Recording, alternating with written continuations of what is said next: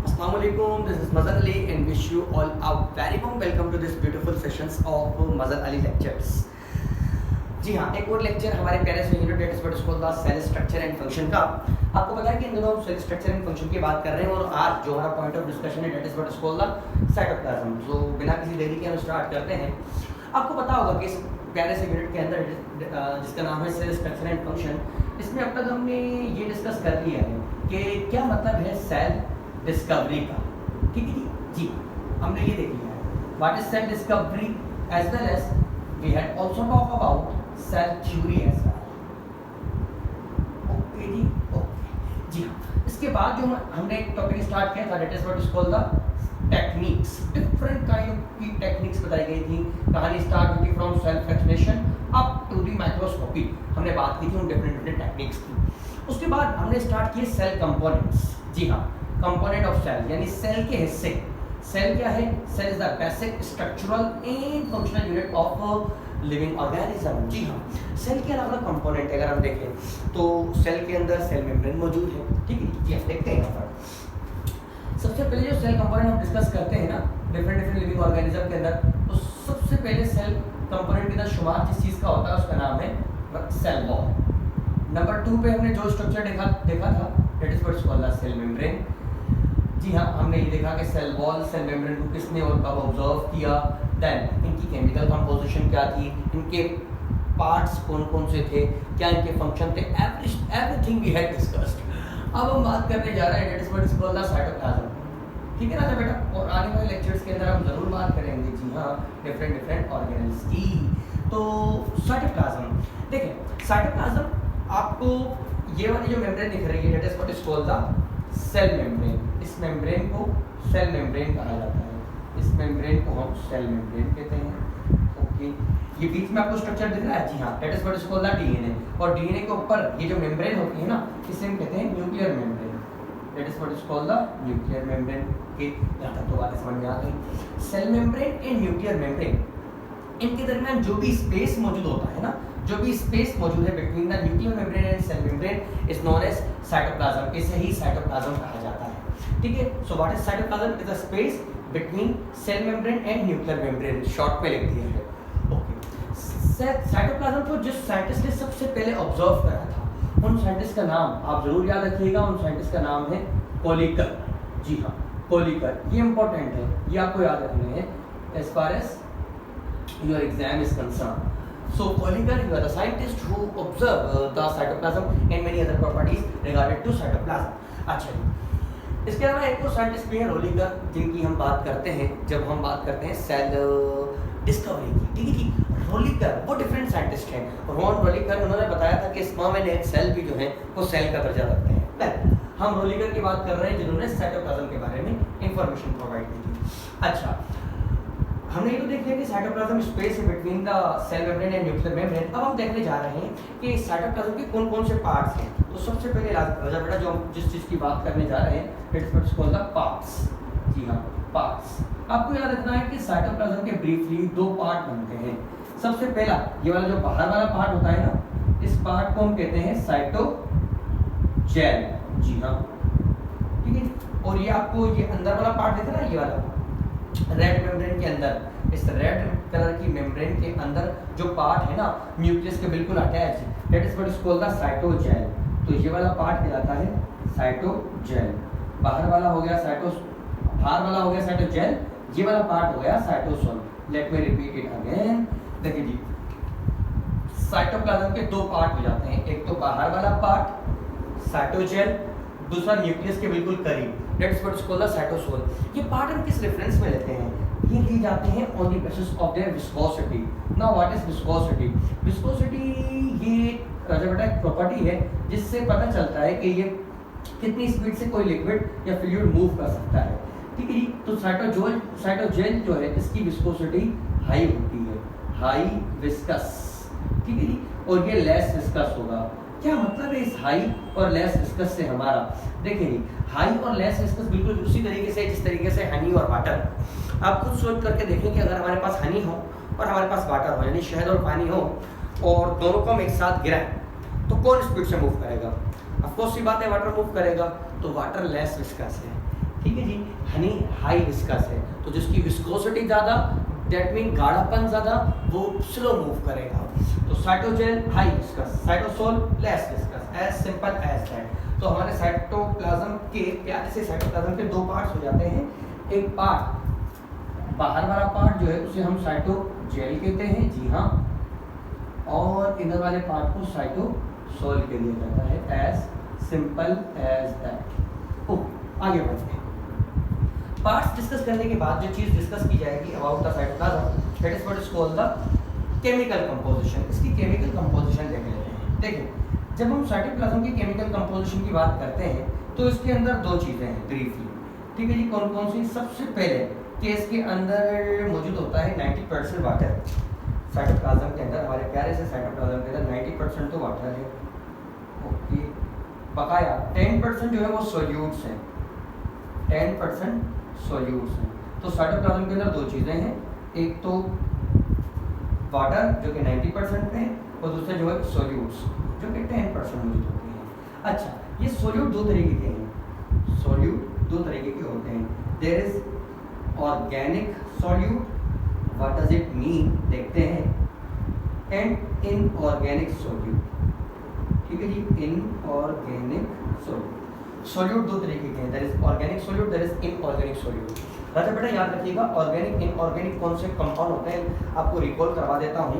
Organic compound ऐसे compound होते हैं जिनमें कार्बन और हाइड्रोजन की बॉन्डिंग हो, ऑर्गेनिक वो होंगे। इनऑर्गेनिक जिनमें कार्बन हाइड्रोजन की बॉन्डिंग ना हो, ठीक है जी, उन्हें हम इनऑर्गेनिक कहते हैं। ऑर्गेनिक सोल्यूट जो कि साइटोप्लाज्म के अंदर मौजूद है ना राजा बेटा, इसके अंदर दो तरह के मॉलिक्यूल हैं जी, इसके अंदर दो तरह के मॉलिक्यूल हैं। There is larger molecule and side by side we have smaller molecule. क्या मतलब? लार्जर मॉलिक्यूल भी हैं, लार्जर सोल्यूट भी हैं ऑर्गेनिक, और स्मॉलर भी हैं। लार्जर के अंदर जो आपको सोल्यूट याद रखने हैं उनमें एट द टॉप प्रोटीन्स, ठीक है जी। अच्छा, इसके अलावा कार्बोहाइड्रेट्स, यानी इन अ वे बायोमोलिक्यूल्स याद रखने हैं। Then we have our beloved lipids, and finally we have got the nucleic acid. There is no fun in explaining them. Smaller molecule में यहाँ पे लिख देता हूँ कौन कौन से स्मॉलर सोल्यूट या स्मॉलर ऑर्गेनिक मॉलिक्यूल्स होंगे। सबसे पहले तो जी amino acids, then we have saccharides और the sugar, fatty acid and glycerol, ठीक है जी। और इसके अलावा न्यूक्लियोटाइड्स, ठीक है जी, याद रहेगा। तो मैंने आपको बताया कि सोल्यूट साइटोप्लाज्म के अंदर दो तरह की चीज़ें होती हैं। देयर इज वाटर जो कि 90% है, and there is solute. Solute लगभग 10% होगा। There is no fun in explaining that कि 10% सोल्यूट मौजूद होगा। Solute could be organic, it could be inorganic. Organic का मतलब जिसमें कार्बन हाइड्रोजन की बॉन्डिंग हो, इनऑर्गेनिक यानी जिसमें कार्बन हाइड्रोजन की बॉन्डिंग ना हो। अच्छा जी, ऑर्गेनिक सोल्यूट दो तरीके का है, there is smaller molecule and there is larger molecule. Smaller molecule में there is protein, there is carbohydrate, there is lipid, there is nucleic acid. And smaller molecule के अंदर, ठीक है जी, amino acid, sugar, fatty acid and glycerol and our beloved nucleotides. Inorganic के अंदर देखते हैं क्या मौजूद होगा। देखिए, जब इनऑर्गेनिक की बात की जाती है तो यहाँ पर बहुत सारी आइंस मौजूद होंगी जी। आइंस याद रखिएगा, बहुत सारी आइंस। कौन कौन सी आइंस? राजा बेटा, सोडियम आइन, पोटेशियम आइन, बहुत ही कम मिकदार में होगी sodium inside the cell, potassium बहुत ज़्यादा मिकदार में मौजूद होगा, calcium, magnesium, phosphate, carbonate, sulphate etcetera. तो ये केमिकल कंपोजिशन है। सबसे पहले हमने साइटोप्लाज्म की डेफिनेशन की बात की, देन हमने इसके पार्ट्स की बात की, और हमने केमिकल कंपोजिशन की बात की, ठीक है जी। आगे बढ़ते हैं। साइटोप्लाज्म के नाम अलग अलग तरीके से भी लिए जाते हैं, जी हाँ। अलग अलग सेल्स के अंदर साइटोप्लाज्म के नाम के अलग अलग हैं। से फॉर एग्जांपल अगर हम मसल्स के अंदर देखें तो मसल्स के अंदर in case of muscle cells cytoplasm is known as sarcoplasm, ठीक है जी। इसी तरीके से न्यूरॉन जो कि ब्रेन के सेल्स हैं, न्यूरॉन के अंदर साइटोप्लाज्म को एक्सोप्लाज्म कहा जाता है। जो एक्सोन के अंदर पार्ट मौजूद है राजा बेटा, उसे एक्सोप्लाज्म कहते हैं। तो आप याद रखिएगा, there is sarcoplasm and there is exoplasm. अच्छा, उसके अलावा हम साइटोप्लाज्म के हमने कंपोनेंट देख लिए। ये जो बाहर वाला कंपोनेंट है इसमें भी ऑर्गेनेल मौजूद हैं, इनर वाले कंपोनेंट के अंदर भी ऑर्गेनेल मौजूद हैं। अगेन मैं आपको बताता चलूँ, ऑर्गेनल जो है वो आने वाले लेक्चर्स के टॉपिक्स हैं जो हम जरूर डिस्कस करने वाले हैं। अब जल्दी से जो है हम साइटोप्लाज्म के फंक्शन जो है उनको डिस्कस कर लेते हैं जी। फंक्शन यहाँ पे लिखो फंक्शन। तो साइटोप्लाज्म के बहुत सारे फंक्शंस हैं, ठीक है जी। सबसे पहले तो आप एक चीज़ याद रखिए कि जो ऑर्गेनल्स के फंक्शन हैं वही साइटोप्लाज्म के फंक्शन हैं। जी हाँ, जो ऑर्गेनल्स के फंक्शन हैं वही साइटोप्लाज्म के फंक्शन है। क्यों? क्योंकि ऑर्गेनल किसके अंदर मौजूद है? हमारे प्यारे से साइटोप्लाज्म के अंदर। तो whatever the function perform by each and every organelle, basically it can be function of cytoplasm as well. Cytoplasm का भी फंक्शन हो सकता है। देखते हैं कैसे। देखिए, हमें पता है कि सेल के अंदर ग्लूकोज की एंट्री होगी, ठीक है जी हाँ, ग्लूकोज की एंट्री होगी और ये प्यारा सा जो ग्लूकोज है ये एक पाथवे के अंदर जाएगा और उस पाथवे के अंदर जाने के बाद एट द एंड ये हमें पायरुविक एसिड के 2 मॉलिक्यूल प्रोवाइड कर देगा, ठीक है जी। विद दैट बहुत सारे एटीपी भी रिलीज होंगे इसके साथ, ठीक है जी। इस प्रोसेस को हम कहते हैं glycolysis. What? Glycolysis. What is glycolysis? The conversion of glucose into what? Into our beloved pyruvic acid. That is what is called the glycolysis. In result of glycolysis, we have some amount of our beloved ATP. ठीक है जी। तो ये glycolysis कहाँ हुआ है? Cytoplasm में हुआ है। और लिख लेते हैं, it is an function of what? our beloved cytoplasm. तो साइटोप्लाज्म के अंदर क्योंकि ग्लाइकोलाइसिस हो रहा है ना, तो ये इसका फंक्शन है। अच्छा जी, आगे बढ़ते हैं। देखिए, हमारे सेल के अंदर, साइटोप्लाज्म के अंदर बहुत सारे चेंजेस हो रहे होते हैं। बहुत सारे चेंजेस क्या? देखिए, चीज़ें टूटकर बड़ी चीज़ें बन रही होती हैं, बड़ी चीज़ें टूटकर छोटी चीज़ें बन रही होती हैं, ठीक है जी। इनको कलेक्टिवली हम कह देते हैं मेटाबॉलिज्म। मेटाबॉलिज्म। अच्छा जी, अब मेटाबॉलिज्म के रिजल्ट में पता है क्या प्रोड्यूस होता है? बहुत सारे एंड प्रोडक्ट्स। मेटाबॉलिज्म के रिजल्ट में बहुत सारे एंड प्रोडक्ट्स प्रोड्यूस होते हैं। Some of these end products can be act as toxin molecule. वो जहर की तरह एक्ट कर सकते हैं। जी हाँ, ठीक है जी। I love to mention the name of what? Name of our beloved H2O2. What is the name of this compound? Yeah, it is our beloved hydrogen peroxide. क्या मतलब है इसका यहाँ पर? Hydrogen peroxide. आगे चलते हैं। देखिए, ये जो हाइड्रोजन पेरोक्साइड है ये टॉक्सिन है। किस तरीके से टॉक्सिन है? This hydrogen peroxide can cause change into what? Change into DNA, and once the DNA get change, this process is known as mutation. इस फिनोमेनन को म्यूटेशन कहते हैं। And mutation is the cause of what? It's the cause of cancer, ठीक है जी। ये cancer का cause होगा। क्या देखा हमने?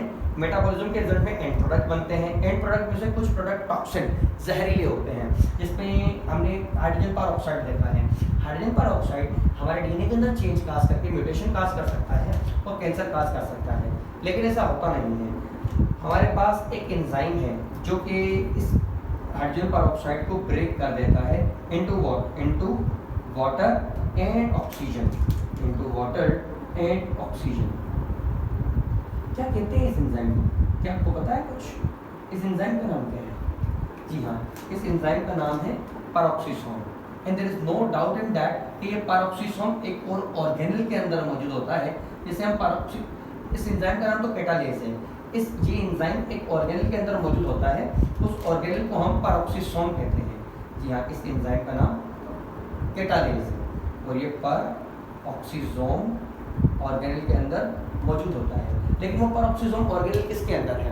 साइटोप्लाज्म के अंदर है। तो इन अवे ये भी एक काम हो गया हमारे प्यारे से साइटोप्लाज्म का। तो पहला फंक्शन कौन सा देखा था हमने साइटोप्लाज्म का? ग्लाइकोलाइसिस। और दूसरा फंक्शन कौन सा है? दूसरा फंक्शन है जी टॉक्सिन को रिमूव करना। देखिए जी, ये टॉक्सिन था ना, ये टॉक्सिन था और ये रिमूव हो गया। The removal of the toxin is known as detoxification. इस प्रोसेस को हम डिटॉक्सिफिकेशन कहते हैं। तो इसने क्या परफॉर्म की? जी हाँ, डिटॉक्सिफिकेशन। तो इस तरीके से बहुत सारे फंक्शन बन सकते हैं साइटोप्लाज्म के। मैंने तो सिर्फ 2 मेंशन किए हैं, इससे आगे बढ़ते हैं। एक और फंक्शन बताता हूँ मैं आपको, देन हम रैप अप करते हैं हमारे लेक्चर को। ठीक है जी, आपको पता होगा कि जब ग्लूकोज हमारे सेल के अंदर आता है तो ग्लूकोज डिफरेंट एक्टिविटीज में यूटिलाइज होगा, जैसे कि प्रोडक्शन ऑफ एटीपी। उसके अलावा भी अगर ग्लूकोज बचता है राजा बेटा, तो ये ग्लूकोज एक फॉर्म में कन्वर्ट हो जाएगा। पता है आपको उस फॉर्म का नाम क्या है, जिस फॉर्म में ग्लूकोज कन्वर्ट होगा? जी हाँ, आपने सही कहा, उस फॉर्म का नाम है ग्लाइकोजन। ठीक है जी, ये ग्लाइकोजन के फॉर्म में स्टोर हो जाएगा। ठीक है जी, ये glycogen reserve source of food है in case of reserve source of food. क्या मतलब हुआ? यानी ये खाना है जो कि हमने बुरे वक्त के लिए बाद में काम आने के लिए स्टोर करके रखा हुआ है। Reserve source of food, it can be store in the body of animals, not only animals राजा बेटा, our beloved fungi and some bacteria. जी हाँ, ग्लाइकोजन इन सब की बॉडी में बन करके स्टोर हो जाता है, ये आपको याद रखना है। एक glycogen it is a reserve source of material in case of animals, in case of bacteria, in case of fungi. ठीक है जी, तो यहाँ पे मैं ये भी लिख देता हूँ कि glycogen can store, cytoplasm can store glycogen,